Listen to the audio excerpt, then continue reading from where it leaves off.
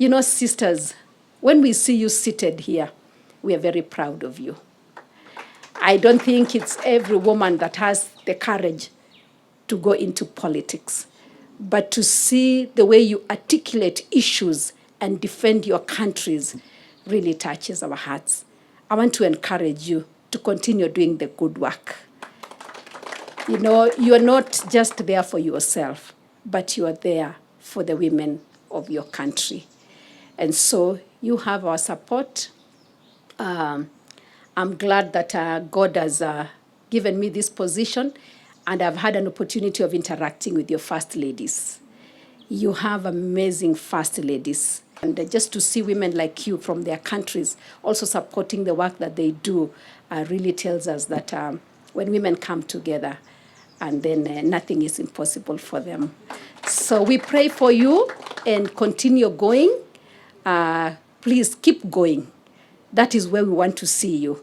Keep going. Let the East African Parliament not be the end, but continue doing things to just, change the lives of many people. Let me leave you with the words of the great Mwalimu Julius Nyerere, who said, and I quote, "Unity will not make us rich, but it can make it difficult for Africa and the African people to be disregarded and humiliated, as it will therefore increase the effectiveness of the decisions we make and try to implement for our development.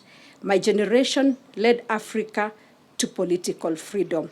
The current generation of leaders and peoples of Africa must pick up the flickering torch of African freedom, refuel it with their enthusiasm and determination, and carry it forward."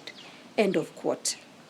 May the words of the East African anthem always inspire us to build and protect our East African region. I quote, "Jumuiya yetu sote tulinde, tuwajibike, tuimarike, umoja wetu ni nguzo yetu, idumu jumuiya yetu."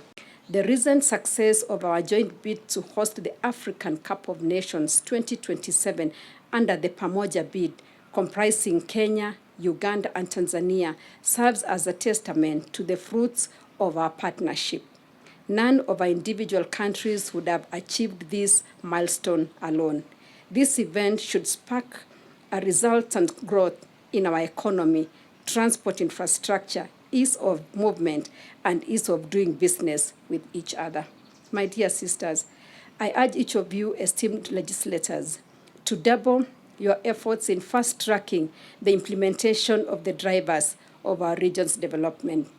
By doing so, we can position the East African community as a globally preferred destination for investors and the gateway to the rest of Africa. As members of the East Africa Legislative Assembly, we bear a critical responsibility for shaping the future of our region. Our overarching goal is clear: to transform the East African community into a stable, competitive, and sustainable low-middle-income region by 2030.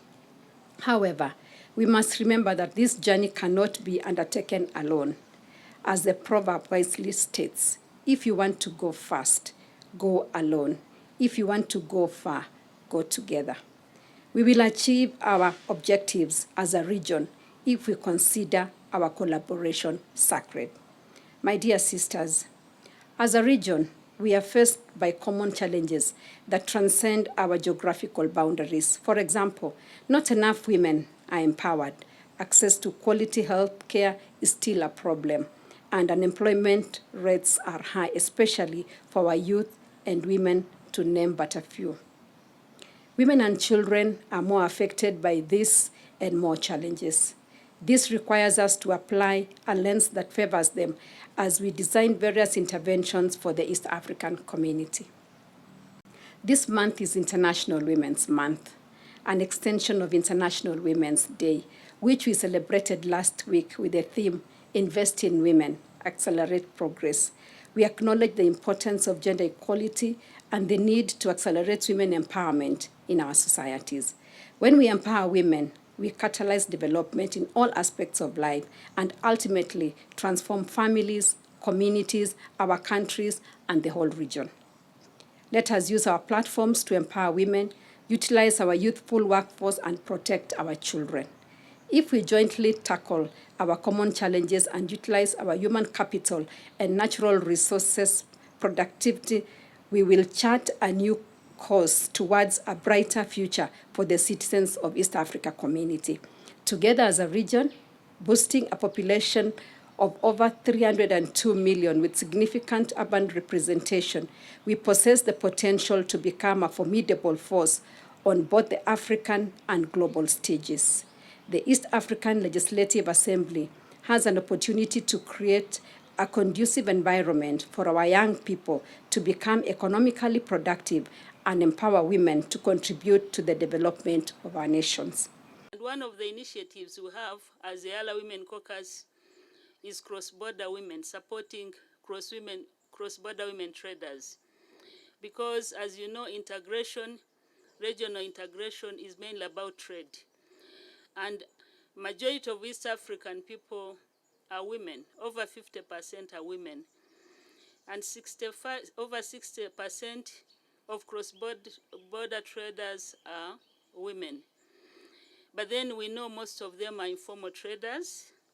They have very limited capital. They don't have access to credit. They are struggling on the borders to try to make ends meet. And of recent, because of COVID-19, many of them no longer even have capital, and they are the ones who are feeding their families, their pillars in their families. So this is one of the areas that for us as EALA Women Caucus, we need to focus on so that we can make a difference, especially in raising awareness about the benefits of integration. You know, like at the border, if you are trading less than $2,000 US, there is a special regime that allows these women or these people in this category to do their trade without paying any duties. We want to meet you because we come from different partner states. We are leaders, we are people's representatives, we hear a lot of concerns being brought to us. We thought we can't carry it alone. We wanted to come to you to say, you know, we are organized as Women Caucus, but we want you to know us, that with you in partnership, we'll be able to do a lot. In fact, we are your other hands, the extra hands you need to do some of the things you need to do. Today's world, most of the people are self-employed. And you find that in that self-employed area, most of the women are there. And most of the women are also engaged in non-informal businesses. And there are so many challenges facing them. If we don't work to remove those obstacles, they will not be able to move forward. So we think that is a very important area. Beside every successful man, there is a woman, and none other than our First Lady, who has really worked very hard to gel together and to unite this nation, and especially the mothers of this country. So thank you very much, Your Excellency. It's just 5 days ago that we had the Women International Day in this country, and you've had the members appreciate what His Excellency did for us in EALA and in East Africa, and we're very grateful. And so we look forward to working with you. We look forward for you being a mother of East Africa community, and more so the caucus of women who are in parliament in EALA. I just want to reassure the members that together with my colleague, we'll do everything possible to ensure that the East African community is engendered. We've also been able to lobby for change in laws, new bills, etc. Areas where the government maybe is not very responsive. The Women's Caucus has been able to lobby. We have brought private members' bills, and I think that the members here can do the same thing. So you can count on me, you can count on Penina, you can count on all of us to do our work to make sure that East Africa is engendered. Muling'ang'ana na mumepata na mpo katika meza za maamuzi kujua hatima ya mwanamke kiongozi, si wa Kenya, si wa Tanzania, si wa Rwanda, si wa Somalia, si wa Kongo, si wa Uganda, bara Afrika nzima wanawatazamia nyinyi kuonyesha mwelekeo. Kwa hilo nawapa hongera.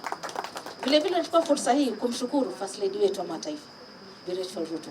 Amekuwa kipaumbele, mfano mema, hasa kwa wanawake sisi wa Kenya, ya kwamba ukiwa na imani, ukiwa na bidii na ukweka Mwenyezi Mungu mbele, basi mambo yananyoka. Sisi tunamtegemea sana kwa maombi. Na sio maombi yale ya bure tu. Kenya hii tumekabiliwa na kiangazi muda mrefu sana. Lakini ile siku alijitokeza akasema, jamani, tupigeni magoti, tumnyenyekee Mwenyezi Mungu, tuombe. Na akaonyesha kwa mfano. Amini msiamini, mvua ilinyesha taifa hili. Kuanzia siku hizo, swala la baa la njaa hapa nchini tumeweza kulikabili.